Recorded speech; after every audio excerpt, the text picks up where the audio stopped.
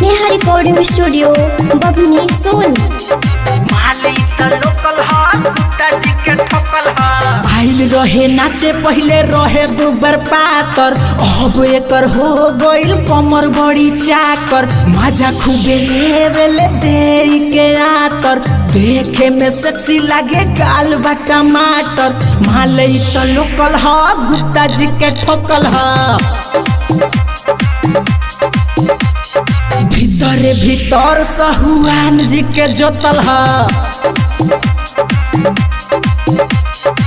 आइल रहे नाचे पहले रहे दुबर पातर, अब एकर हो गइल कमर बड़ी चाकर। मजा खूबे लेवेले दे के आतर, देखे में सेक्सी बावे गाल बा टमाटर। माली त लोकल ह गुप्ता जी के ठोकल ह। भीतरे भीतर सहुआन जी के जोतल ह।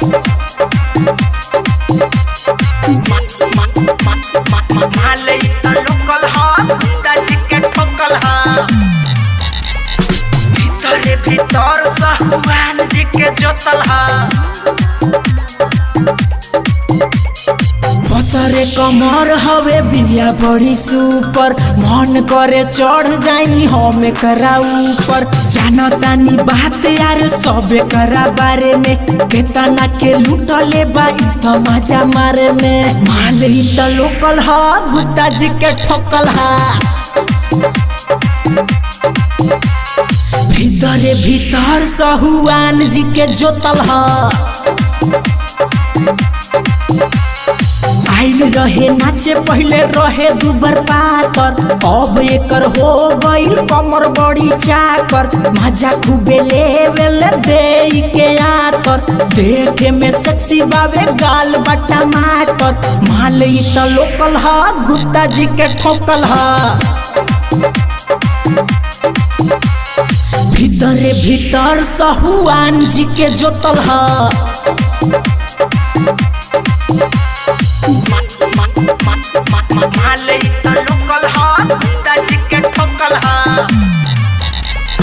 भीतरे भीतर सहुआन जी के जोतल ह। सर्वजीत गुप्ता के खूबे सटावेले, ओमकार सुनीलावा के दूर भगावेले।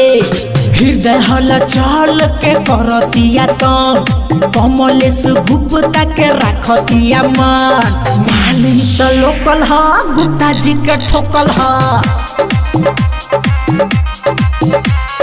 भीतरे भीतर सहुआन जी के जोतल ह। आइल रहे नाचे पहले रहे दुबर पातर, अब एकर हो गइल कमर बड़ी चाकर।